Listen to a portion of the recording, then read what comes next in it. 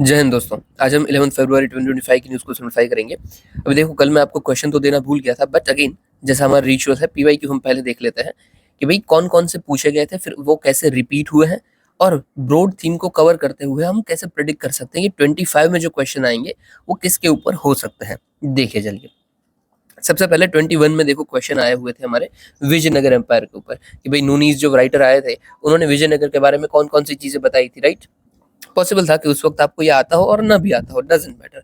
But अगर 21 में एक क्वेश्चन पूछा जा चुका है तो हमारा ये फर्ज था कि फिर हम विजयनगर एम्पायर को पढ़ के जाएं, क्योंकि मैंने आपको बताया है हमें क्या पढ़ना है कि जो चीज क्वेश्चन में पूछी गई हो वो पढ़नी है, साथ ही साथ जो उसके आंसर में हो वो पढ़नी है। बाकी ऑप्शन को आप इग्नोर कर सकते हो, बाकी ये दो चीज पढ़नी है। अभी समझ लीजिए कि आप विजयनगर एम्पायर पढ़ के गए थे पॉसिबली, तो आपको जो आगे की एग्जाम में क्वेश्चन आ गए जैसे कि 23 में 24 में वो आ जाते। अब देखो इतना ही नहीं, एक ही क्वेश्चन नहीं था जो विजयनगर से पूछा गया था। 38 वाला क्वेश्चन भी 21 में ही विजयनगर से ही पूछा गया था। देखो इसमें तीसरा ऑप्शन देखो कि भाई during reign of Devaraya two Vijayanagar empire Vasco da Gama Kerala पे पहुंचे थे। सिर्फ आपको यही पता होता कि नहीं भाई ये स्टेटमेंट गलत है तो आप 50% में तो आ जाते, क्योंकि आपके 3 गलत हो जाते, 2 ही बचते, 1 और 2। फिर आप अज्यूम कर सकते थे कि भाई अभी 2 में से 50-50 है तो गेस वर्क ले सकते थे।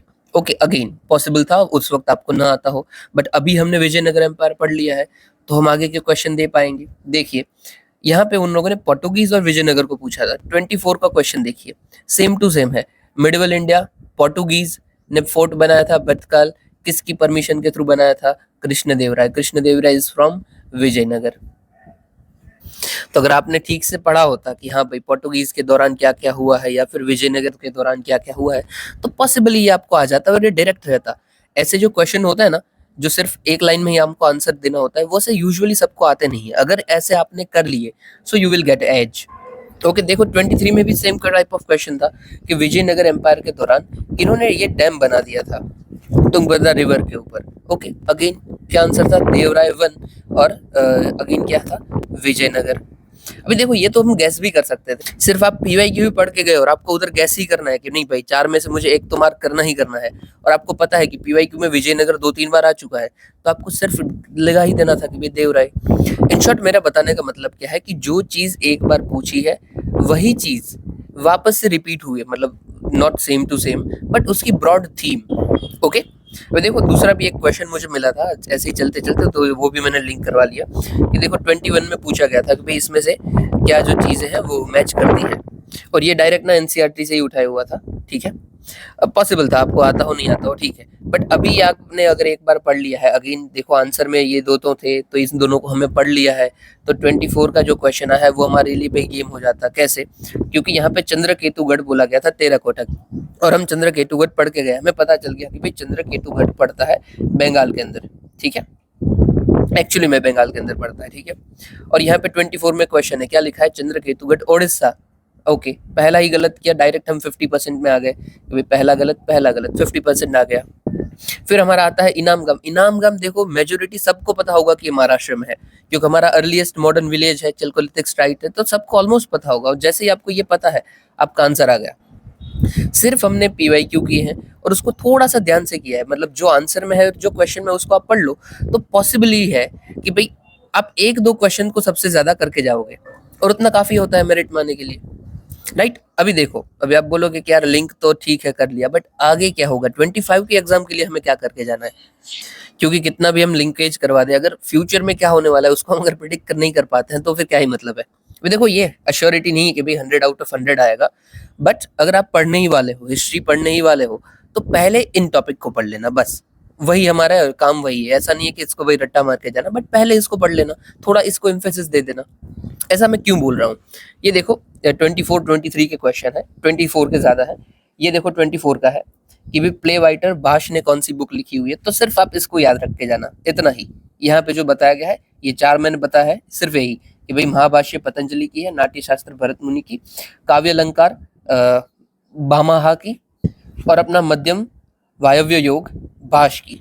सिर्फ इतना याद रख के जाना। अगर पॉसिबली एक आध भी ऑप्शन मैच कर जाता है और अगर हम एलिमिनेट भी कर पाते हैं ना, तो मोर देन इनफ होगा। फिर अभी पढ़ के क्या जाना? अभी देखो यहाँ पे भी कुछ नहीं है, सिर्फ एक छोटा सा फैक्ट याद रखना है। बहादुर शाह, यहाँ पे पूछा गया था कि भाई किन्होंने गुजरात जो दीव था वो सरेंडर किया था पोर्टुगीज को। ओके, और आंसर आ रहा था हमारा बहादुर शाह। अभी समझ लीजिए ये 23 में क्वेश्चन था, ठीक है। अज्यूम कीजिए कि 25 में क्वेश्चन आता है कि बहादुर शाह जो थे, बहादुर शाह का जो रेन था या फिर मुजफ्फरीद डायनेस्टी जो थी वो किस एरिया में थी, तो ही हमें नहीं आएगा। क्यों? क्योंकि Bahadur Shah is from मुजफ्फरीद dynasty, और आपको मैच द फॉलोइंग आ जाए कि मुजफ्फरीद डायनेस्टी बंगाल, फिर नीचे कुछ और विजयनगर डायनेस्टी कर्नाटका, तो आपको आएगा ही नहीं। तो बस इसमें इतना ही ध्यान रखना है, मुजफ्फरीद डायनेस्टी ये गुजरात में तो काफी लंबे समय तक चली थी, बट यूपीएससी के लिए इंपॉर्टेंट नहीं है। और हाँ, हल्की सी बात एक और छोटी सी बता दूं कि भाई ये जो बहादुर शाह थे, ठीक है, हुमायूं इनके ऊपर अटैक कर रहे थे, हुमायूं जो अकबर के बेटे थे, और हुमायूं के अटैक से बचने के लिए ही इन्होंने पोर्टुगीज के साथ अपना हाथ मिला लिया था, ट्रीटी साइन कर ली थी और बोला था कि यार हम आपको दिव दे देंगे, बस अभी हमारा साथ दे दीजिए। तो अगर यूपीएससी घुमा के पूछ लेगा कि भाई कौन से रूलर के दौरान या फिर किन्होंने अटैक किया था बहादुर शाह के दौरान या फिर ऐसा कुछ भी, तो आपको ये चीज आनी चाहिए, क्योंकि ये चीज क्वेश्चन में थी। हमारा काम वही होता है क्वेश्चन में और आंसर में जो हो उसको देखना। फिर धान्य कटक के बारे में पूछा था, ये शायद 23 या वो भूल गया, 23 24 के ही है सारे, दोनों में से कौन सी ईयर का था भूल गया मैं। पूछा था कि भाई धान्य कटक जो है वो कौन सी एरिया में था, तो भाई आंध्र प्रदेश के एरिया में था। अभी अगेन हमारा काम क्या हो जाता है, धान्य कटक किसने बनाया था, किसके दौरान ये फ्लोरिश्ड हुआ है, तो सातवाहना की डायनेस्टी के दौरान। तो आपको करना क्या है, सातवाहना पढ़ के जाना है। जब आप हिस्ट्री पढ़ रहे हो तो पहले सातवाहना पढ़ लेना भाई, उसको ठीक से करके जाना, दैट्स इट। और ऐसा कुछ नहीं है कि 100% आएगा, बट अगर आएगा so you will get edge. फिर यहाँ पे 24 में ही वत्त किरुतल के ऊपर क्वेश्चन था, और यहाँ पे बोला था कि भाई इसका मतलब क्या होता है, और ये टाइम पीरियड कौन सा है, तो भाई संगम पोयम में लिखा हुआ है। तो अगेन संगम पोयम जो है या फिर संगम पीरियड है वो किस डायनेस्टी के दौरान बना हुआ है, तो चोला चेरा पांड्या के दौरान बना हुआ है। तो ये डायनेस्टी को आप ठीक से पढ़िएगा, ठीक है। और दूसरा, आप संगम तो पढ़ के ही जाओगे, वो तो हिस्ट्री का पार्ट है ही है, बस इसको थोड़ा सा फोकस में पढ़ना है। हमारा काम यही होता है कि जब हम पीवाईक्यू एनालिसिस करते हैं, सब बोलते हैं कि पीवाईक्यू एनालिसिस करो, तो करना क्या है भाई, बस यही करना है कि जो पीवाईक्यू में है वो हम ठीक से करके जाएंगे, जो टॉपिक्स है पीवाईक्यू में, जो थीम है उसको ठीक से करके जाएंगे, ताकि अगर कोई चांसेस बनते हैं रिपीट होने के तो हमारे पास मौका हो कि दूसरे कर पाए ना कर पाए, हम डेफिनेटली कर पाए, ठीक है। एटलीस्ट एलिमिनेट करके 50% में भी पहुंच गए ना तो भी चांसेस बढ़ जाएंगे, क्योंकि हमने देखा है कि भाई पीवाईक्यू की थीम रिपीट तो होती ही है, राइट। ये मैं डालता इसीलिए हूँ कि ताकि मैं आपको एविडेंस बता पाऊँ कि भाई ऐसे होता है, तो आपको इस तरीके से पढ़ना है। और हाँ, ये आपको ठीक लग रहा है कि नहीं ये मुझे बताना। अगर इसका आपको जरूरत नहीं लग रहा है और उससे अच्छा आपको मेंस का आंसर लग रहा था जो हम डिस्कस कर रहे थे, तो मैं मेंस का आंसर डाल दूंगा, मुझे कोई दिक्कत नहीं है। बट मेरे सजेशन में भाई ये करना ज्यादा बेटर है, क्योंकि प्रीलिम्स नजदीक है। चलिए आगे देखते हैं, आज हम अभी न्यूज कवर करते हैं, ठीक है भाई। पहली न्यूज है हमारी, मास ड्रग एडमिनिस्ट्रेशन कैंपेन किसके लिए है, तो एलिमिनेशन ऑफ लिम्फेटिक फिलरेसिस। अब देखो ये जो बीमारी ना, इसको बहुत जगह पे हाथी पाँव भी बोला जाता है या फिर एलिफेंटिसिस भी बोला जाता है। क्यों? क्योंकि यहाँ पे जो लोगों के पाँव, अगर ये हो जाता है तो जो भी किसी को भी हो रहा है उसके पाँव बहुत सूज जाते हैं। अभी क्वेश्चन सबसे पहला क्या बनेगा, it affects only legs of infected person? नहीं, बिल्कुल नहीं। हो सकता है ये आपके हाथ भी सुजा दे एकदम ही, आपके जो प्राइवेट पार्ट्स हो सकते हैं उसको भी बहुत सूजन आ जाएगी, तो पॉसिबल है, ठीक है। बॉडी का कोई भी हिस्सा है वो इसके थ्रू सूजन में आ सकता है, स्वेलिंग हो सकती है बहुत ज्यादा। ओके, ये सबसे पहले तो भाई नेग्लेक्टेड ट्रॉपिकल डिजीज है। नेग्लेक्टेड ट्रॉपिकल डिजीज क्या होता है, तो देखो यूजुअली जितने भी डिजीज हैं जो कि ऑल ओवर द ग्लोब हमें पाए जाते हैं, उनकी तो हमारे पास वैक्सीन तुरंत आ जाती है। क्यों? क्योंकि नॉर्थ में अगर आता है, ग्लोबल नॉर्थ में आता है, तो उधर के देश सब अमीर है, वो तुरंत ही पैसा डाल के वैक्सीन बना लेते हैं। बट अभी वही चीज अगर साउथ हेमिस्फीयर में आ रही है, मतलब जो अपने न्यू वर्ल्ड है, न्यू वर्ल्ड नहीं सॉरी, थर्ड वर्ल्ड कंट्रीज है, जो कि नई नई कॉलोनाइज हो उसके बाहर निकली है, इंडिपेंडेंट हुई है, जैसे कि अपना अफ्रीका हो गया, एशिया हो गया, वो थोड़े बहुत गरीब है कंपेरेटिवली, और वहां पे कोई डिजीज आता है, अगर उधर तक ही एंडेमिक है कि भाई नॉर्थ बाजू जा ही नहीं रहा है, यूरोप बाजू जा ही नहीं रहा है, तो ये लोग उसमें ध्यान भी नहीं देते हैं कि भाई जो बीमारी हमें हुई नहीं है उसकी क्यों वैक्सीन बनाना, इग्नोर इट। तो इसीलिए बोलते हैं नेग्लेक्टेड ट्रॉपिकल डिजीज, कि भाई जो ट्रॉपिकल कंट्रीज है, अफ्रीका, एशिया की कंट्रीज, वहां पे अगर कोई डिजीज होता है तो यूजुअली उनके ऊपर कुछ ध्यान नहीं देता है, इट्स इसीलिए नेग्लेक्टेड है। और हाथी पाँव भी उसी में से एक है, या फिर लिम्फेटिक फिलरेसिस, ठीक है। ये किससे होता है, तो भाई ये पैरासाइट से होता है जिसका नाम है नीमाटोड्स, जैसे या फिर राउंड वॉर्म्स। हालांकि इसको हम यूज नहीं करते हैं यूजुअली, सिर्फ पैरासाइट ही बोल देते हैं, बट हाँ हमें ये याद रखना है, ठीक है, पूछा जा सकता है। ये family of Filarioidea Filarioidea, it should be proper, yes. Life cycle पे पैरासाइट की भाई अक्वायर करता है चाइल्डहुड में, फिर धीरे धीरे कभी भी डैमेज कर सकता है, ठीक है। ट्रांसमिशन इन्फेक्टेड मॉस्किटो के थ्रू होता है, तो सबसे पहले यही पूछा जाएगा कि किसके थ्रू होता है, तो मॉस्किटो के थ्रू होता है। क्या हो सकता है, तो डिसेबिलिटीज हो सकती है, लिम्फेडेमा हो सकता है, स्वेलिंग ऑफ लिम्स, फिर हाइड्रोसील हो सकता है, scrotal swelling, great. Mass drug administration, तो भाई इसमें हम ड्रग्स देने की बात कर रहे हैं, ड्रग्स मतलब कि दवाई देने की बात कर रहे हैं। किसके अंदर ये आता है, तो भाई it is comes under national centre for vector borne disease control. ये क्या है, तो ये हमारा भाई मिशन है कि जो भी ट्रॉपिकल डिजीज होते हैं, सॉरी वेक्टर बॉर्न डिजीजेस होते हैं, उनको हम टैकल करते हैं, उनके लिए दवाइयां देते हैं। कौन कौन से डिजीज, जैसे कि मलेरिया, जापानीज इन्फेलिटिस, डेंगू, चिकनगुनिया, काला अजहर, लिम्फेटिक फिलरेसिस। ओके, तो ये आपको मेंस में भी एक पॉइंट मिल जाएगा कि भाई वेक्टर बॉर्न डिजीज के लिए इंडिया का ये प्रोग्राम है हमारा, ठीक है। आगे कंज्यूमर मिनिस्ट्री के अंदर है, तो हेल्थ एंड फैमिली वेलफेयर के अंदर है। टोटल हटाइए, डिस्ट्रिक्ट का कुछ जरूरत नहीं है। मेडिकेशन कैसे दी जाती है, तो भाई डबल ड्रग रेजिमेन होता है और ट्रिपल ड्रग रेजिमेन होता है, मतलब 2 ड्रग दिए जाते हैं और 3 ड्रग दिए जाते हैं, दैट्स इट। क्या ड्रग्स का नाम याद रखने की जरूरत है, नहीं नहीं जरूरत है, बट हाँ ऐसा आपको है तो ये एक आधा कोई याद रख लो तो काफी रहेगा। ओके, ये याद रख लीजिए, अल्बेंडाजोल, कुछ भी रख लीजिए, वैसे जरूरी नहीं है बट फिर भी। भाई स्ट्रेटेजी क्या क्या है इसकी, तो भाई मास ड्रग एक्सप्रिमिनेशन करना है, ठीक है। फिर मॉर्बिलिटी मैनेजमेंट एंड डिसेबिलिटी प्रिवेंशन करना है, वेक्टर कंट्रोल करना है, high level advocacy and innovative approaches. Okay that's it, और कुछ नहीं है। बस इसमें क्या क्या क्वेश्चन आ सकते हैं, सबसे पहले ये मॉस्किटो से फैलता है, ये पहला क्वेश्चन है। दूसरा, इसका पैरासाइट कौन है, इसका नाम। तीसरा, ये कौन से एरियाज को इफेक्ट करता है बॉडी में। फिर चौथा, इसकी कोई वैक्सीन है या नहीं है, मतलब दवाई कोई है या नहीं है, तो यस दवाई है हमारे पास। और इसके लिए गवर्नमेंट का कोई प्रोग्राम है कि नहीं, तो यस है। बस यही पूछेंगे, वो घुमा घुमा के कितना भी घुमा ले, यही पूछेंगे। चलिए आगे बढ़ते हैं। India achieve record 1.27 lakh domestic defence production. Okay, अच्छी बात है। इन शॉर्ट हमें यहाँ पे याद क्या रखना है, देखो बेंगलुरु के अंदर या फिर बेंगलुरु के अंदर एरो इंडिया कॉन्क्लेव चल रहा है, वहां पे बहुत सारे लोग आए हुए हैं, सब डिफेंस की बातें चल रही है। यहाँ पे ये हमारे डिफेंस मिनिस्टर ने बोला हुआ है, ठीक है। सबसे पहला क्वेश्चन क्या बनेगा कि एरो इंडिया कॉन्क्लेव क्या है, ठीक है, फर्स्ट ये बन सकता है। दूसरा, अगर यूजुअली नहीं पूछा जाएगा बट कहाँ पे ऑर्गेनाइज हुआ था, तो भाई इंडिया के अंदर ही हुआ था, बेंगलुरु में। पूछे जाने के चांसेस कम है बट एरो इंडिया कॉन्क्लेव पूछा जा सकता है। अभी भाई डिफेंस इंडिजिनाइजेशन हम करते हैं तो हमें फायदा क्या होगा, ठीक है।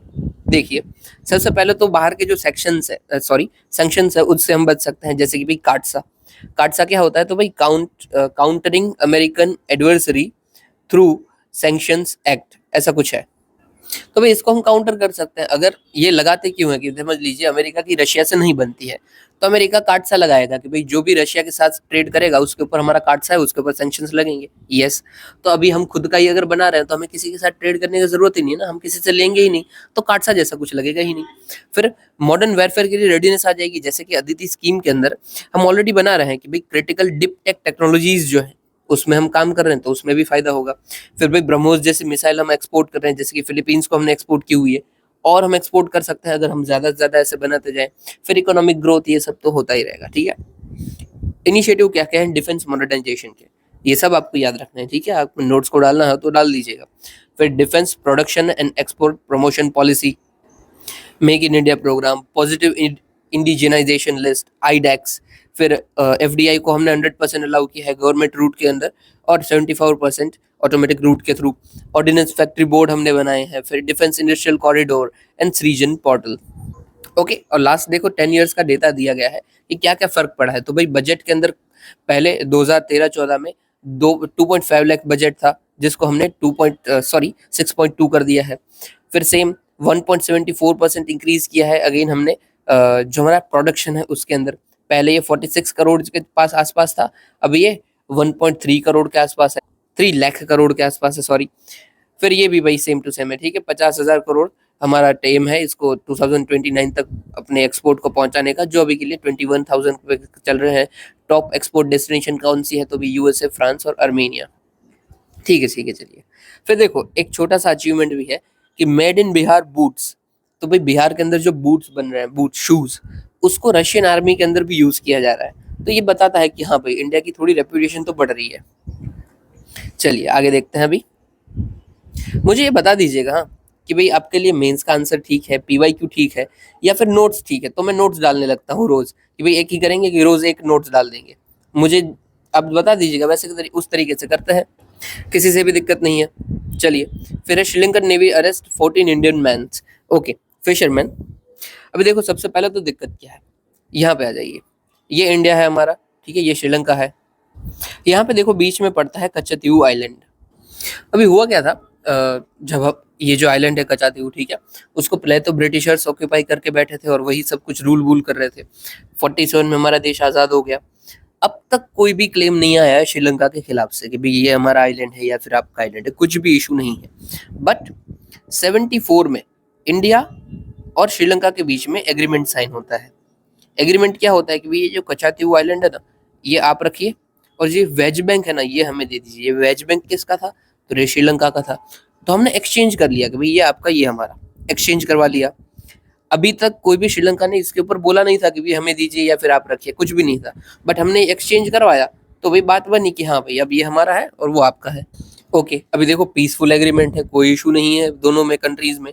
बट फिर 1990s के आसपास LTTE मूवमेंट चलती है, ठीक है, LTTS, actually not S, LTTE, yes अभी ठीक है, liberation tigers of Tamilian Eelam, ठीक है।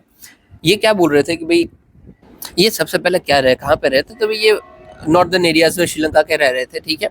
ये तमिलियन थे और इनका ना डिस्क्रिमिनेशन हो रहा था। श्रीलंकन जो होते हैं सिन्हलीज लोग होते हैं, श्रीलंका के जो लोग हैं वो सिन्हलीज हैं, ठीक है, उनके द्वारा डिस्क्रिमिनेशन हो रहा था। तो ये बोल रहे थे कि यार हमारे साथ ये भेदभाव करते हैं, हमें अपना अलग से इंडिपेंडेंट स्टेट चाहिए। तो इसलिए भयंकर भाई लड़ाई बड़ाई होगी। इसके ऊपर आपको एक छोटी सी सीजन भी है, वो फैमिली मैन 2 है, ठीक है। उसमें जो वो लड़ाई शुरुआत में दिखाते हैं ना, वो यही थे, यही लोग हैं। मतलब उसके साथ लिंकेज बताया हुआ है, यही लोग नहीं है, उनके साथ लिंकेज बताया हुआ है। तो इन शॉर्ट तभी से हमारे रिश्ते बिगड़ गए, क्योंकि जो श्रीलंका में तमिल रह रहे थे उनके साथ श्रीलंका की नहीं बन रही अभी, तो वही रिश्ते बिगड़ेंगे ही बिगड़ेंगे, क्योंकि हम खुद भाई तमिलियन के सपोर्टर्स हैं। मतलब सपोर्टर मतलब कि हमारे यहाँ पे भी तमिल पॉपुलेशन है, यहाँ पे भी तमिल पॉपुलेशन है, तो इसलिए दिक्कतें बढ़ गई। हालांकि ऐसा नहीं था इंडिया की कोई सपोर्ट वपोर्ट में, हमारे साथ भी दुश्मनी ही चलती थी। बट इससे इंडिया श्रीलंका के रिश्ते बिगड़ गए। और अभी यहाँ पे अगर कोई आता था कच्चितीऊ आइलैंड के यहाँ पे, तो श्रीलंकन आर्मी पकड़ लेती थी। पहले तो एग्रीमेंट साइन था कि हाँ भाई आप भी फिशिंग करना, आप भी फिशिंग करना, ये वो। बट फिर हमारे पूरा किस्सा बिगड़ गया, ठीक है। तो ये मैंने आपको हिस्ट्री बता दी है कि भाई क्यों ऐसा अभी पकड़े जा रहे हैं और पहले क्यों नहीं पकड़े जा रहे थे, ठीक है। 74 में जो एग्रीमेंट साइन हुआ, उस वक्त हमारे जो प्राइम मिनिस्टर थे वो कौन थे, तो इंदिरा गांधी जी थे। और उस वक्त जो श्रीलंका के प्राइम मिनिस्टर थे उनके साथ उनकी काफी दोस्ती थी, इसलिए ऐसा एग्रीमेंट साइन हो पाया था। ओके चलो, ये सब हो गया, हिस्ट्री मैंने आपको सब बता दी। अभी थोड़ा सा लोकेशन आप ध्यान दे लीजिए। तो भी यहाँ पे कचतीऊ आइलैंड पड़ता है, यहाँ फिर मन्नार है, सॉरी यहाँ पे धनुषकोडी पड़ता है, ठीक है। ये वाला एरिया जो है तो गल्फ ऑफ मन्नार वाला एरिया है। फिर यहाँ पे अपना वेज बैंक है, फिर ये कन्याकुमारी, जाफना, एक्सेट्रा सब कुछ आपको पता है, ठीक है। चलिए यहाँ पे आ जाइए अभी। तो भाई पाक बे रीजन सेपरेट करता है, ये पाक बे वाला एरिया है, ठीक है। और ये जो बीच में स्ट्रेट निकलता है इसको भी क्या बोलते हैं, तो भाई पाक स्ट्रेट बोलते हैं, ठीक है। और यहाँ पे जो ये वाला एरिया है पर्टिकुलरली ये वाला, ये है पाक बे। ओके चलिए, तो भाई पाक बे आपको पता चल गया, ग्रेट है। फिर आइलैंड ऑफ कचाचू भी चल गया, ठीक है। फिर यहाँ पे फिशर्समैन पकड़े जाते हैं, ठीक है, हमने देख लिया। ऊपर से दूसरा क्या है, इस एरिया में लोग जाते क्यों हैं भाई, पता है कि पकड़े जाएंगे, फिर भी क्यों जाते हैं। तो भाई एक तो ट्रेडिशनल फिशिंग प्रैक्टिस है, क्योंकि सालों से जा रहे हैं, उन्हें अचानक से थोड़ा बहुत माहौल बिगड़ गया है। मतलब अचानक को भी 2-30 साल हो जितना हो गया, बट फिर भी बिगड़ गया। बट फिर भी ट्रेडिशनल प्रैक्टिस है तो गलती से चले जाते हैं, ध्यान नहीं रहता है। और दूसरा बॉटम ट्रॉलिंग ये लोग करते हैं। बॉटम ट्रॉलिंग क्या होता है कि बड़ी सी नेट उसने समुंदर के अंदर डाल दी, फिर जो भी आया सबको उठा लिया। फिर वो फिश आ रही है, क्रैब आ रहे हैं, कुछ भी आ रहा है, सबको उठा लिया। बॉटम ट्रॉलिंग देखो अच्छी नहीं होती है, ठीक है, एनवायरमेंटली ये बुरी प्रैक्टिस है। क्योंकि कई बार क्या होता है, जो कि इंडेंजर्ड स्पीशीज होती है उसको भी आप उठा लेते हो, वो भी मर जाती है, आपको मारना नहीं है फिर भी। बट इन शॉर्ट ये सब प्रैक्टिस होती है, ठीक है, और काफी पैसा मिलता है इसलिए जाते हैं। चलिए रिसेंट मेजर्स क्या क्या है रिजोल्व करने के लिए, तो भाई जॉइंट वर्किंग ग्रुप हमने बनाया है। फिर ह्यूमैनिटेरियन अप्रोच हम रखते हैं दोनों के साथ, कोई भी फिशरमैन हो उनके साथ। फिर टेक्नोलॉजिकल इंटरवेंशंस भी लेके हैं, जैसे कि international maritime border line, yes border line, और प्रमोट करते हैं सस्टेनेबल फिशिंग प्रैक्टिसेस को। ओके, इसमें और कुछ काम का नहीं है, बस हिस्ट्री ही काम की थी जो मैंने आपको बता दी, ठीक है। और भाई ये एग्रीमेंट साइन याद रखना 1974 में, 76 में भी हुआ था, जिसमें अगेन हमने बॉर्डर ही सब डिसाइड की थी, जरूरी नहीं है, बस ध्यान देना 74-76 में एग्रीमेंट हुआ था। बाकी एरिया ध्यान में आ रहा है, और जो हमने ये हिस्ट्री बता दी वही। तो देखो दूसरी न्यूज है कि what is new harmonise system codes. सबसे पहले हार्मोनाइज सिस्टम कोड क्या होता है, हमने वैसे देखा हुआ है एक बार अपना टॉयज वाला कुछ मैंने बताया था ना, तब मैंने बताया था, बट ठीक है फिर से देखते हैं। अभी देखो एक कंट्री से दूसरी कंट्री में बहुत सारी चीजों का ट्रेड होता है यार, पूरे वर्ल्ड में हो रहा है ट्रेड। अभी कौन से डब्बे में कौन सी चीज है, मतलब जो कौन सा कंटेनर है उसमें कौन सी चीज है किसे पता है। आप एक एक कंटेनर क्या चेक करने जाओगे, या फिर एक एक प्रोडक्ट का नाम लिखोगे कि भाई ये इसमें भाई कार का खिलौना है, फिर इसके अंदर राइस है, ऐसा सबका अलग अलग नाम रखना, ऊपर से अलग अलग भाषा में, तो दिक्कत हो जाती है। तो इसलिए सबने एक ना सिस्टम बनाई वर्ल्ड कस्टम ऑर्गेनाइजेशन के द्वारा कि भाई हम एक काम करते हैं, सबका एक अलग कोड दे देते हैं। कि मतलब कोई खिलौना है ठीक है, तो उसको भाई कोड दे दो 1 2 3 4 5 6, कि भाई ये कार वाले जो भी खिलौने होंगे उसका यही कोड होगा। फिर समझ लीजिए कोई खाने वाला कोड होगा, कोई खाने वाली चीज है तो उसका कोड होगा 3 4 5 6 6 0, ऐसा कुछ भी, ठीक है। XYZ कोड आपको याद नहीं रखना, ऐसे ही बोल रहा हूँ। वैसे सबका अलग से एक कोड दिया। समझ लीजिए कि चाइना से हमारे यहाँ पे कोई खिलौने आ रहे हैं, तो उन्होंने बस कोड दिया 1 2 3 4 5 6, और हमारे यहाँ पे जैसे ही पहुंचते हैं हम बस वो कोड स्कैन करते हैं कि अभी ये क्या है, अच्छा है इसके अंदर खिलौना है, दैट्स इट, हो गया, ठीक है। तो ये कोड होता है जो कि चीज चीज क्या है इसके अंदर वो दिखाता है। तो क्या इसके अंदर चीटिंग नहीं हो सकती है? डेफिनेटली हो सकती है, इसीलिए हमारे कस्टम्स होते हैं, वो चेक करते हैं कि अच्छा इसने कोड में तो खिलौने बताए हैं, अभी अंदर देखते हैं, अंदर देखते हैं तो पता चलता है ये तो मोबाइल फोन है, ये तो ड्रग्स है, तो इसको चीटिंग बोलते हैं, ठीक है। But what is harmonize system? तो it is global product classification system develop by world customs organization. ये कोड होता है, ठीक है, अलग अलग कौन से, तो 6 डिजिट के कोड होता है। हालांकि कंट्री को अलाउ होता है कि वो चाहे तो और भी इसमें ऐड कर सकते हैं डिजिट्स, नंबर्स ऐड कर सकते हैं और बड़ा कोड बना सकते हैं कि फर्दर क्लासिफिकेशन करना हो कि भाई खिलौने तो है ही है, बट कौन से खिलौने, तो रेड कलर के खिलौने, तो एक और कोड डाल दिया 8, तो बता सकते हैं। फिर गवर्नेंस और अपडेट में तो भाई इनके लिए एक ट्रीटी है, international convention on harmonised commodity description and coding system. ये जो कोड होते हैं वो हर 5 से 6 साल में हम अपडेट करते हैं, क्लासिफाई करते हैं, क्योंकि प्रोडक्ट्स बहुत बदल जाते हैं। अडॉप्शन तो भाई ऑलमोस्ट सारी कंट्री ने किया हुआ है, तो 98% इंटरनेशनल ट्रेड इसी के थ्रू होता है। इसके अंदर 5000 जितनी कमोडिटी के ग्रुप है, ग्रुप, और मोर देन 200 कंट्री ने इसको अडॉप्ट भी किया हुआ है। बेनिफिट क्या क्या है, तो भाई ऑर्गेनाइज ठीक से रहता है, ट्रैक प्रोडक्ट हम कर सकते हैं इजीली, कोडिंग इजी हो जाती है, फिर internet tax trade policies etcetera में हमें इजी होता है कि भाई ये खिलौना है तो इसके ऊपर इंटर टैरिफ लगा दो एक्सेट्रा। और जो इंटरनेशनल कॉस्ट होती है ट्रेड की और इकोनॉमिक रिसर्च की, वो भी थोड़ी सी कम हो जाती है, ठीक है। चलिए आगे देखते हैं कि वर्ल्ड कस्टम्स ऑर्गेनाइजेशन, इसका हेडक्वार्टर कहाँ पे है, तो ब्रुसेल्स बेल्जियम में है। पहले इनका नाम था कस्टम्स कोऑपरेशन काउंसिल, फिर ये कर दिया गया है। आपको क्वेश्चन क्या आएगा कि भाई ये WTO के अंदर काम करती है या फिर ये UN की बॉडी है, तो दोनों में मना कर देना। ये इंडिपेंडेंट इंटर गवर्नमेंटल बॉडी है, ओके, इंडिया भी इसका मेंबर है। काम क्या करता है वो तो आपको पता चल गया, सब कुछ कस्टम का काम करेगा, उसी में से एक काम है हार्मोनाइज सिस्टम ऑफ कोड, ठीक है। चलिए फिर है इंडिया ने लॉन्च किया है EFTA desk to strengthen trade investment ties with EFTA. EFTA क्या है, सबसे पहले तो EFTA stands for European free trade alliance, sorry not alliance, association, ठीक है। अभी देखो एसोसिएशन है तो कुछ तो कंट्रीज आएगी इसके अंदर, यस कौन कौन सी कंट्रीज आती है, नीचे आ जाइए, ये देखिए 4 कंट्रीज है, आइसलैंड, लिस्टेनसिन, नॉर्वे एंड स्विट्जरलैंड। ये याद रखना, ये एफ्टा भी याद रखना है, ये भी याद रखना है, क्यों, क्योंकि स्विट्जरलैंड के साथ रिसेंटली हमारा जो ट्रेड एग्रीमेंट था FTA वो कैंसिल हो गया है ड्यू टू वो नेस्ले का दिक्कत चल रहा था उसकी वजह से, जो भी कैंसिल हुआ, बट इन शॉर्ट हुआ है, और ये एफ्टा की मेंबर्स है इसलिए हमें ध्यान रखना है। चलिए आगे देखते हैं ये एफ्टा के अंदर दूसरा क्या है, तो इंडिया के साथ भाई इसका सॉरी भाई हम कोशिश कर रहे हैं कि इनके साथ हमारा ट्रेड एग्रीमेंट साइन हो जाए, हो गया है सॉरी, और इम्प्रूव हो जाए। हमने कौन सा एग्रीमेंट साइन किया हुआ है, तो टेपा साइन किया हुआ है, ओके। और भाई इस ये क्यों कंट्री इंपॉर्टेंट है, क्योंकि स्विट्जरलैंड हमारा लार्जेस्ट ट्रेड पार्टनर है एफ्टा के अंदर, और स्विट्जरलैंड से भी हमें पैसा भी काफी मिलता है, मतलब ट्रेड भी काफी मिलता है। चलिए ऊपर आ जाइए भाई, सबसे पहले तो टेपा देख लेते हैं क्या है। टेपा का सबसे पहले तो फुल फॉर्म देखते हैं, तो भाई it stands for trade economic partnership agreement. यहाँ पे नहीं लिखा हुआ है ट्रेड इकोनॉमिक पार्टनरशिप एग्रीमेंट, ये किसके साथ साइन है, तो भाई इफ्टा के साथ साइन है। क्या है ये, तो it is first ever binding FTA, कि यहाँ पे बाइंडिंग है कि भाई आपको ये करना ही करना है। क्या करना है, तो भाई 500 बिलियन जितनी कमिटमेंट है इन्वेस्टमेंट की, और 1 मिलियन जितना है अपना डायरेक्ट जॉब हम क्रिएट करेंगे भाई 15 ईयर्स, आगे वाले 15 सालों में करेंगे। ओके, टैरिफ रिडक्शन को देख लो तो भाई एलिमिनेट करता है 92%, ये कुछ ज़रूरत नहीं है याद रखने का, हटा दीजिए। भाई हाँ, बस याद रखना कि इसमें एग्रीकल्चर प्रोसेस प्रोडक्ट और नॉन एग्रीकल्चर प्रोसेस प्रोडक्ट भी हम इंक्लूड करते हैं। 3 मोड भी हैं इसमें, 1 2 3 ज़रूरी नहीं है। अगेन इसके अंदर हम आईपीआर भी कवर करते हैं, इंटेलेक्चुअल प्रॉपर्टी राइट, फिर प्रोफेशनल्स को भी कवर करते हैं, जैसे कि नर्सिंग हो गया, कोई टीचर्स हो गए, आर्किटेक्ट्स हो गए, सीए हो गए, एटसेट्रा। चैलेंजेस क्या क्या है, तो भाई ये जो आईपीआर है उसको स्ट्रिक्ट करने की ज़रूरत है, specially in India's generic drug industry. फिर भाई ट्रेड इम्बैलेंस है उसको ठीक करना है, और 16 ईयर्स ऑफ नेगोशिएशन प्रोसेस है, वो कॉम्प्लेक्सिटीज जो हमें दिखने को मिल रही है उसको थोड़ा सा ठीक करना है। कुछ भी काम का नहीं है इसमें, बस हमें याद क्या रखना है फॉर प्रीलिम्स। एक तो एफ्टा क्या है, टेपा क्या है, कौन सी कंट्रीज इसके अंदर आती है, और इंडिया के साथ इसके क्या चल रहा है अभी, ठीक है। चलिए आगे देख लेते हैं। फिर एक्सपेंड हुआ हमारे क्वालिटी हायर, एक्सपेंड करना है हमें हायर एजुकेशन क्वालिटीज को through state and state public universities. कौन बोल रहा है, नीति आयोग बोल रहा है। ओके, सबसे पहले तो भाई क्या होता है ये, तो भाई जितनी भी हमारी यूनिवर्सिटीज है, जो मतलब इनरोलमेंट होते हैं टोटल स्टूडेंट्स, उसमें से 80% जो स्टूडेंट्स इनरोलमेंट है वो हमारा स्टेट पब्लिक यूनिवर्सिटीज और स्टेट एडेड पब्लिक यूनिवर्सिटीज में होते हैं।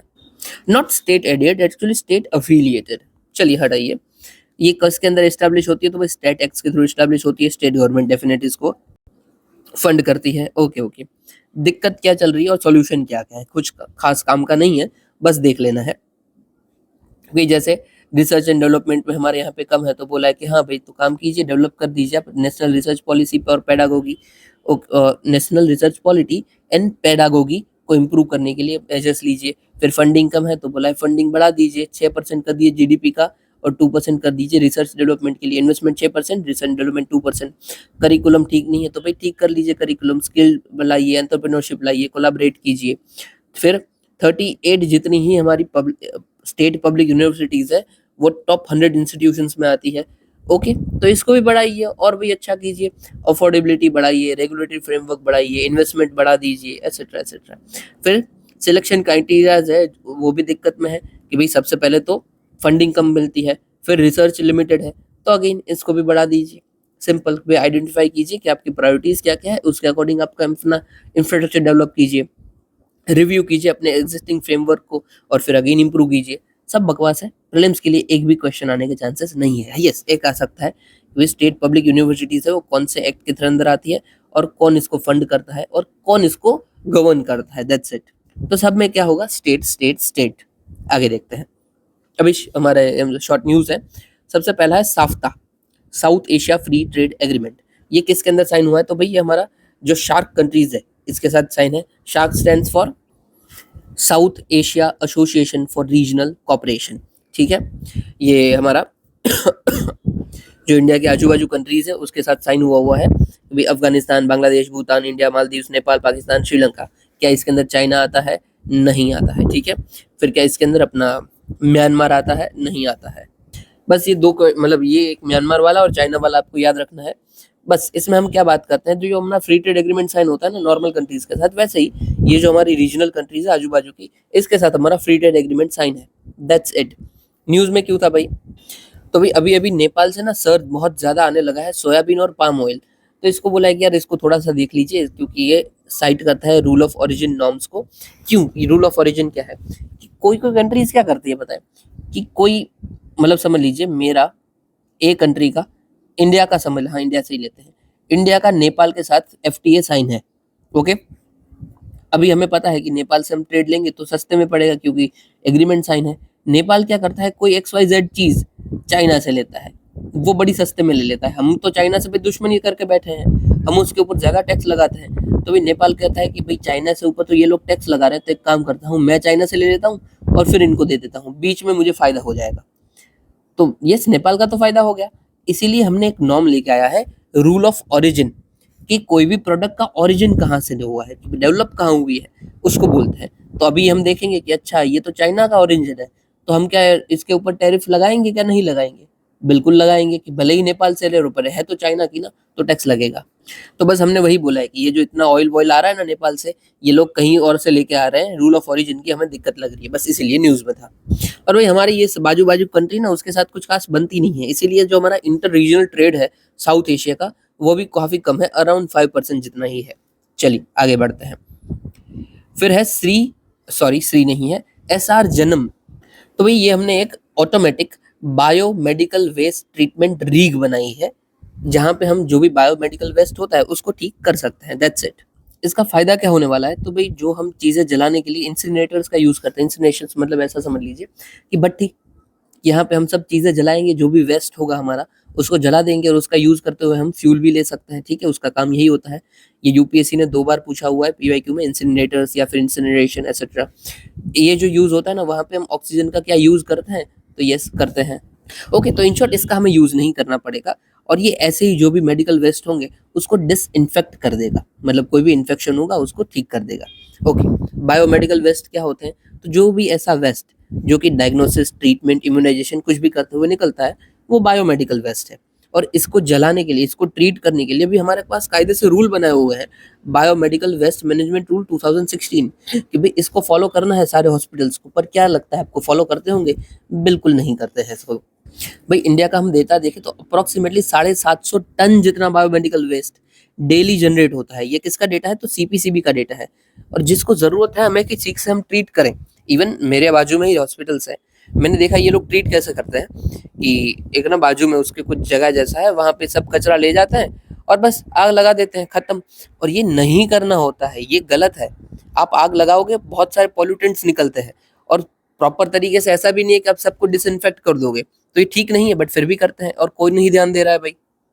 बट हमें इधर क्या याद रखना है कि इसके लिए रूल्स बनाए गए हैं, ठीक है, और इसके लिए नया ये एसआर जन्म जो है वो काम करता है डिसइंफेक्ट करने का, ठीक है, ये ऑटोमेटिक है बायो वेस्ट ट्रीटमेंट रीग।